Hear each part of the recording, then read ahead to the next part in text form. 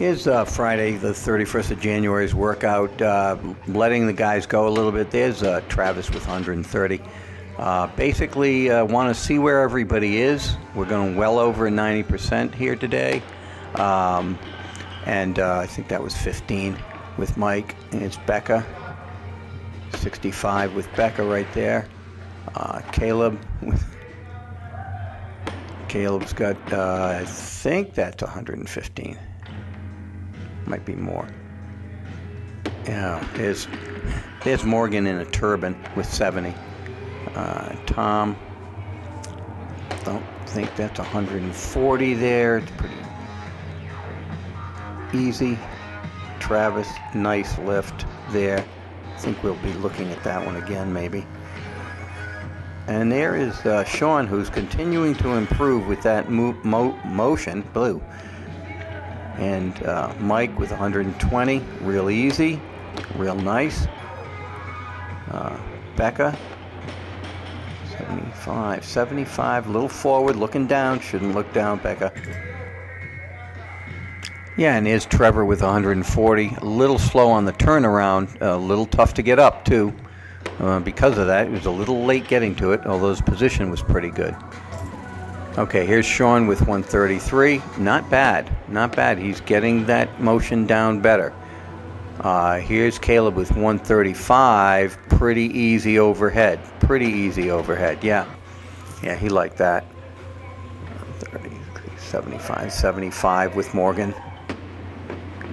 Very nice. Very little. Obviously a little forward. 141. It's a pretty good snatch. Yeah, he liked it, and I liked it too. It's Caleb with a big clean here. Looking pretty good. Jerks have really come along. He's really stabbing those jerks pretty good. He'd like it a little better than that. Here's Dean getting under a snatch pretty well. Pretty well. Got to stay with his drive a little longer. Tom up there. Nice snatch. Nice position at the finish. Yeah, pretty good. About 145 maybe. Maybe 35. Okay. Oh, and here we go with Travis. Trevor again. Trevor gets overhead pretty well with that jerk that time. Okay, not bad. Comes Becca. Becca stays back with that. Okay, good with the arms, but she moved backwards in the jerk split a little bit. That's got to be solved.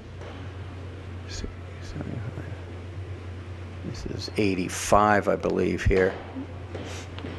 And pretty easy jerk. She's doing that range of lifting now, like automatically. Here's Becca. Nice jerk on that one. Nice jerk on that one. Cleaning it obviously very easily. Big clean by Trevor. That little problem with the arms on the jerk. Yeah, he's gives himself the down signal, although happy about keeping it above his head. Here's Morgan doing a nice clean and jerk. Nice clean and jerk with 90, I believe. Yeah, she didn't like it too much. She gave in a little on the jerk. That's a pretty good clean by Dean there. Stayed with his legs. Oh, did a nice jerk too. Got his arms reaching way up. That means he drove through the bar real well. Here's Mike with about 143, I think. A little out front with that jerk, but it's up there so fast it didn't matter. 20. That's 165, I think.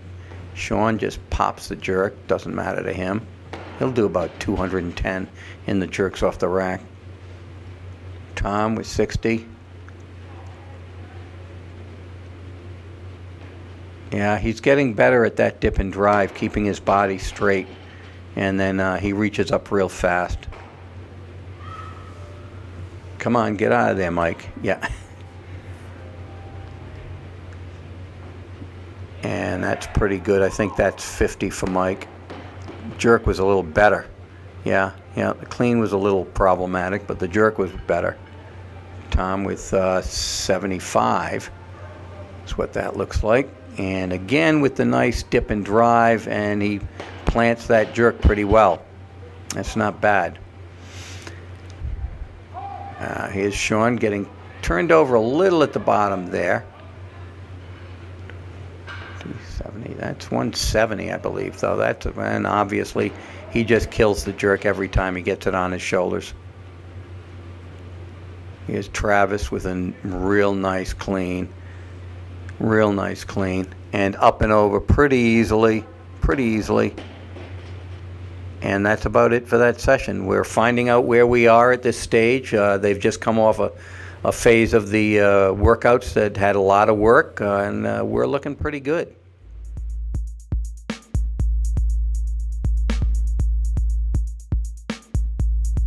Okay, there's been a lot of chatter on Facebook and places about where your knees go and where your hips go in the pull. And we're going to show you a couple of people that are different by pretty significant amount in how they pull from the floor. My basic opinion is that there are several pulls that work, and if you keep the bar over your base of support, and that seems to be the best pull for you, then that's a good pull.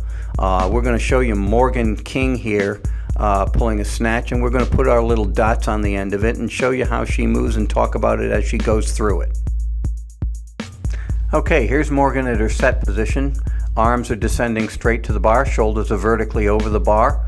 Her knees are protruding in front of her arms, and that's correct. And the bar is over probably her mid-foot or so. And that's her set position. Okay, here you see Morgan at the knee. Bar has come in a little. Back is pretty constant. Arms are hanging straight down. She's pushing straight up on the bar as much as she can. You can see at the back of her knee, the angle at the back of her knee is only about a little over 90 degrees there. She's going to pretty soon here come charging in with her hips. And you can see we've marked with a white line back there about as far back as her hips ever are during this pull. And you'll see them come forward pretty quickly after this. Okay, and here what we can see is, one, the bar continues to come in, but two, we can see the difference between the white line that we put on Morgan's hips back there when they were as far back as they're going to get, and now she is bringing her hips forward tremendously during the readjustment and into the, she's getting into the part of the lift that she's going to propel the bar upwards. So her hips are violently coming forward right now. And now Morgan's torsos continue to get up. She's bringing her hips forward, driving them forward so hard you can see her heels lifting here.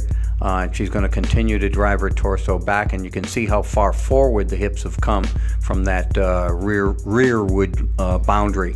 And you can see the bar continually coming in towards her as well, just a little bit at a time, but it's always coming in towards her. And now she's going to launch that bar. Okay, and here you can see as the bar is launched now, this is probably about as far forward in that second pull loop that the bar gets. It's going to go up and back from here. You can see very easily that it's well behind the starting position at the floor. So she has stayed over her base. Even though she's going on the balls of her feet, she's now shrugging. This pull demands that you go to the balls of the feet, that you shrug at this point. She's actually coming down. She started her transition to going under the bar, but that bar stays over her base, which is the important thing. And it's going to continue, and she's going to make a nice lift here.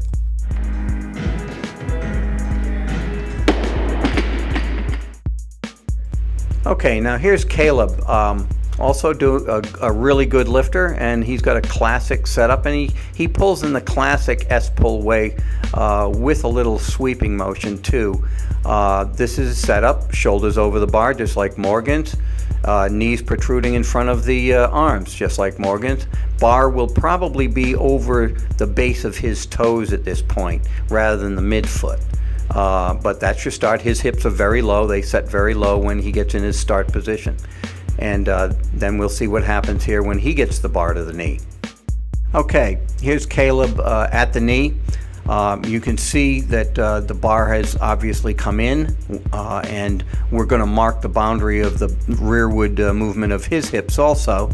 And you can see, even though Caleb's got sweatpants on that are pretty loose, there's a tremendous difference in the angle at the back of the knee here.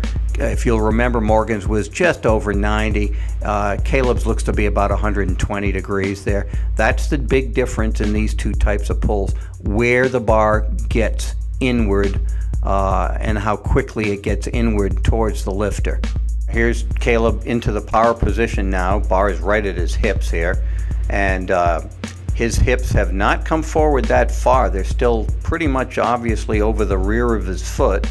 If you go back and you look at Morgan's right now, Morgan's hips are further forward, and she's driving off her feet forward as she extends her hips towards the bar. With this form, you're more or less bringing the bar to the hips rather than going after the bar with the hips. You're bringing the bar to the hips. Both forms work. It depends on the person. But again, the other important thing here you see is the bar continues to come in at Caleb to the power position. So we're getting the bar inwards and we're keeping it over the base. Let's see what happens next when Caleb explodes upwards and drives that bar up. So you see about the furthest forward that Caleb's bar comes in that second pull, and of course Caleb's about a foot taller than Morgan, so there's going to be little differences, and these angles aren't the same that we took this at. But there again, you see the bar come out in the second pull loop there, but it's a pretty straight up loop, and again, this point is in from the point at which the bar started. So again, he's kept the bar over the base, and that's the important thing. And you can see the difference here. If you look at this in motion over and over again, you can see the difference in the way the hips attack the bar. Morgan's going after the bar, after the knee. Caleb's waiting until the bar is up there and basically bringing the bar to the hips.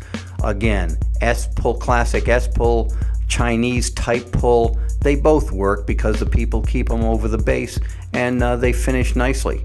And this is again another good lift.